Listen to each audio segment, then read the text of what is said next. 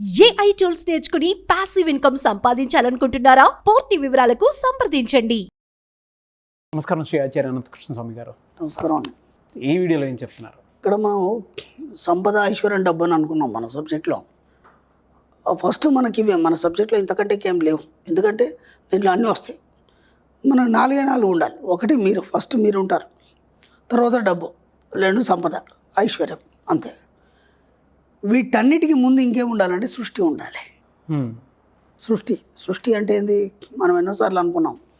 సృష్టి అని ఎప్పుడైతే మనం చెప్తామో, సృష్టి అనేది నిరంతరంగా ఉంటుంది, ఎప్పుడు కూడా అది స్టాప్ అనేది కాదు. ఇప్పుడు ఈ సృష్టి మొదలైంది, ఇంకా పాలపుంతలు పుడుతూనే ఉన్నాయి, ఇంకా గ్రహాలు పుడుతూనే ఉన్నాయి, నక్షత్రాలు పుడుతూనే ఉన్నాయి. అవి ఎన్ని నశించినా అంతకు రెట్టింపు పుడుతూనే ఉన్నాయి, నెబ్యులాస్ ఇంకా బయటకు వస్తూనే ఉన్నాయి. కాబట్టి సృష్టి అనేది ఎప్పుడు ఆగదు. ఓకే, సృష్టి అనేది ఎప్పుడు ఆగదు. మీ జీవితాన్ని కూడా సృష్టి అని అనుకున్నప్పుడు మాత్రమే మీ జీవితంలో అభివృద్ధి అనేది కనిపిస్తుంది. ఓకేనా? మీరు ఎప్పుడైనా సరే దాన్ని సృష్టి అనుకోండి. మీ యొక్క జీవితం సృష్టించబడ్డది అంటే ఇక నుంచి ఎప్పుడు కూడా అభివృద్ధి వైపు మాత్రమే ప్రయాణం చేస్తుంది. ఆ సృష్టి అనేది ఎప్పుడు కూడా అభివృద్ధి వైపు ప్రయాణం చేస్తుంది. అక్కడ ఏం చెప్తారంటే అనంతం ఇంకా అనంతాన్ని సృష్టిస్తుంది. ఓకేనా? అనంతం ఇంకా అనంతాన్ని సృష్టిస్తుంది. ఓకే, అంటే ఎక్కడ కూడా వెనక్కి తగ్గడం కానీ లేదంటే ఆగిపోవడం అనేది జరగదు.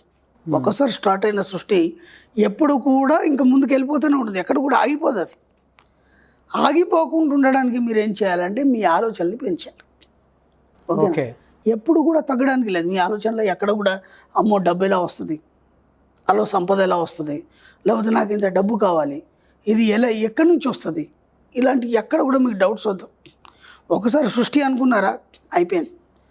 ఈరోజు 10,000 అనుకున్నారా, రేపు లక్ష అనుకున్నారా, కోటి అనుకున్నారా, 10 కోట్లు, అలా వెళ్తూనే ఉంటుంది. అది దానికి ఆగదు, అది ఎప్పుడు కూడా ఆగదు. ఎందుకంటే అది సృష్టి ధర్మం. ఇన్ఫినిటీ ఎక్స్పాండ్ టు ఇన్ఫినిటీ, అనంతం వైపు కొనసాగుతుంది. మీరు ఎందుకైనా ఆలోచిస్తున్నారు? ఇప్పుడు మీరు ఇంతకుముందు కోరుకున్నారు, నేను ఒక 5 లక్షలు కావాలని కోరుకున్నారు, 5 లక్షలు వచ్చేసింది కదా. ఎంతోమంది మీరు ఇప్పుడు ఫీడ్బ్యాక్ కూడా ఇచ్చారు మనకి వీడియోలో, ఆ క్లాస్లో ఎంతోమంది ఫీడ్బ్యాక్ ఇచ్చారు. 5 లక్షలు అనుకున్న 5 లక్షలు వచ్చింది. ఇప్పుడు 50 లక్షలు అనుకున్నారు, దానికి ఎందుకు డౌట్ వస్తే మీరు ఆగిపోతున్నారు. అని నేను ఫస్ట్ అనుకునే అన్ని టక్ అయిపోయినాయండి, కానీ ఇప్పుడు మాత్రం అవి కావట్లేదు. అప్పుడు అయినప్పుడు ఇప్పుడు ఎందుకు కావట్లేదు? ఎందుకంటే సృష్టి ధర్మం ఏంది, ఎంతైతే ఇచ్చిందో అంతకు రెట్టింపు ఇవ్వాలి కదా మీకు. ఇక్కడ మీరేం చేస్తున్నారంటే దానికి బ్రేక్ వేస్తున్నారు. అంటే సృష్టి ధర్మానికి వ్యతిరేకంగా వెళ్ళిపోతున్నారు మీరు. అర్థమైందా? అంటే ఇక్కడ ఏమవుతుంది, మీ ఆలోచనలు అనేటివి తగ్గిస్తున్నారు. అంటే మీ యొక్క వైబ్రేషన్ అనేది ఆ 50 లక్షలకు సరిపడే అంత వైబ్రేషన్ని, మీ యొక్క ఆలోచన తరంగాన్ని, ఫ్రీక్వెన్సీని మీరు వదలలేదు, పడుతున్నారు. అక్కడ పట్టడం వల్ల ఏమవుతుంది, ఆ 50 లక్షలు రావట్లేదు. ఇప్పుడు ఏమైంది, ₹1,00,00,000 వచ్చిన వాళ్ళు కూడా ఉన్నారు, ₹1,00,00,000 సంపాదించిన వాళ్ళు కూడా ఉన్నారు. ఓకేనా? మళ్ళీ ఒక సందర్భం వచ్చి 10 లక్షలు రావడానికి నానా ఇబ్బందులు పడ్డ వాళ్ళు ఉన్నారు.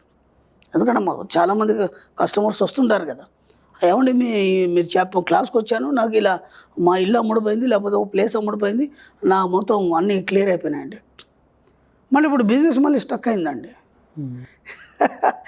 ఇప్పుడు అంత పెద్ద పీకలు దాకున్న సమస్యల నుంచి నువ్వు బయటపడ్డావు, ఇప్పుడు నీ బిజినెస్ స్టక్ అయిందని ఎలా చెప్తున్నావు నువ్వు? అంటే నీ ఆలోచనల శక్తి అనేది తగ్గింది. ఓకే, సృష్టి చేయడం అన్న దాంట్లో నువ్వు వెనక్కి తగ్గావు, దాన్ని ముందుకు తీసుకెళ్ళట్లేదు. ఇక్కడ నీ ఆలోచనలు ఏవైతే తగ్గినాయో అప్పుడు నీ బిజినెస్ తగ్గుతుంది, మళ్ళీ నువ్వు కోరుకునేవి కూడా ఏవి కాదు. కాబట్టి ఎప్పుడు కూడా ఎలా ఉండాలంటే నిరంతరం యాక్టివ్గా అంతకు రెట్టింపును కోరుకుంటూ మీ ఆలోచనలు ఎక్కువ మొత్తంలో చేసుకుంటూ పోయినప్పుడు మాత్రమే ఆ సృష్టి అనే పదానికి నిర్వచనం అనేది చక్కగా ఉంటుంది. మీరు ఎన్ని కోరుకుంటే అని, ఎంత కోరుకుంటే అంత మీకోసం సృష్టించబడుతుంది. అవును. కాబట్టి ఇక్కడ సంపద విషయంలో కావచ్చు, డబ్బు విషయంలో కావచ్చు, ఐశ్వర్యం విషయంలో కావచ్చు, అంత బాగుందండి.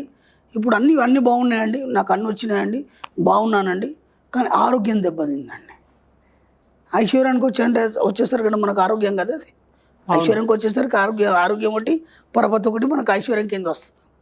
సంపదనేమో ఆస్తుల కింద వస్తుంది, ఐశ్వర్యంకి వచ్చేసరికి ఆరోగ్యం కింద వస్తుంది, పరపతి కింద వస్తుంది.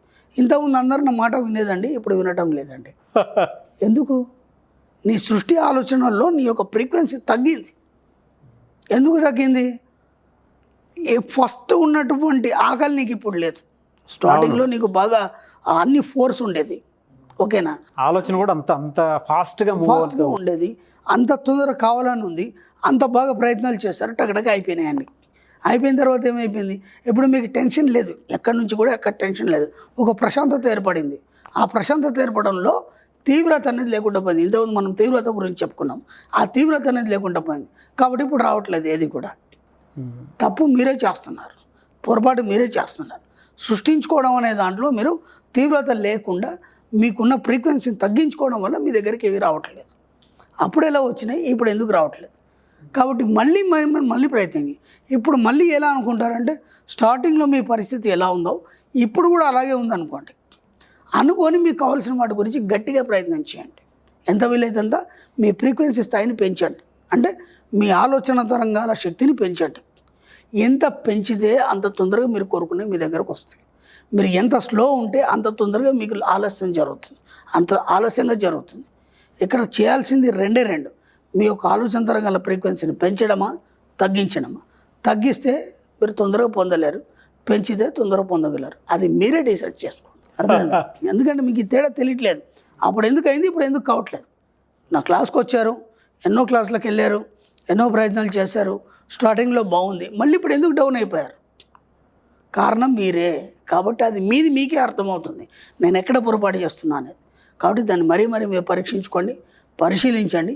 ఎక్కడ తగ్గింది, తీవ్రత ఎక్కడ తగ్గింది, ఆ యొక్క స్పందన ఎక్కడ జరిగింది, ఆ ఫ్రీక్వెన్సీని మళ్ళీ పెంచుకునే ప్రయత్నం చేయండి ఎంత వీలైతే అంత. అలా పెంచుకోవడం వల్ల సృష్టి అనేది ఇంకా ముందుకు పోతుంది. సృష్టి అనే పదమే అభివృద్ధి వైపు ప్రయాణం చేయడం, అదే చెప్తున్నాను నేను. అనంతంగా ఇంకా విస్తరిస్తూనే ఉంటుంది. దాన్ని ఆ యొక్క పదాన్ని దృష్టిలో పెట్టుకొని ఎంత వీలైతే అంత ఇంకా సృష్టించుకొని ఎక్కువ మొత్తంలో ఆలోచిస్తూ పెద్ద మొత్తంలో పొందడానికి ప్రయత్నం చేయండి. అంతకు రెట్టింపు విషయం మీకు ఇస్తూనే ఉంటుంది. మీరు చెప్పినట్లు నిజంగా ఇనీషియల్ టైంలో ఎవరికన్నా ఆ బర్నింగ్ డిజైర్ కానివ్వండి, ఆకలితో ఉన్నప్పుడు ఎక్కువగా వస్తూ ఉంటుంది, ఆలోచన కూడా అంత ఫాస్ట్గా మూవ్ అవుతూ ఉంటుంది. ఎందుకంటే ఆలోచన ఫ్రీక్వెన్సీ ఎక్కువ మొత్తం చాలా ఈజీగా ఇక్కడ నుంచి కొండని దిగొట్టమని కొడతారు, ఆ రేంజ్ ఆలోచనలు ఉంటాయి. అది అయిపోయిన తర్వాత మళ్ళీ సైలెంట్, అది క్లియర్ అయిపోయిన తర్వాత అది తగ్గదు. నేను అనేది ఆ ఫైర్ అనేది అలాగే ఉండాలి, అవును, ఎప్పటికీ అలాగే ఉండాలి. ఎందుకంటే డబ్బు సంపద ఎవరికి ఇష్టం ఉండదండి, ఎంత వస్తే అంత దాన్ని ఎంజాయ్ చేయడానికి చూస్తాడు. ఫైర్ ఎందుకు తగ్గాలి, తగ్గింది మీకు రావట్లేదు అంతే. అవును, అది అక్కడ సబ్జెక్ట్ తప్పు కాదు, ఏం తప్పు కాదు, మీ తప్పే అది. మీ యొక్క తీవ్రత తగ్గింది, రావట్లేదు అంతే. ఎంత వీలైతే అంత పెంచుకోండి. డెఫినెట్గా sir. Thank you so much Shri Acharya Anantakrishna Swami గారు. థ్యాంక్ యూ అండి.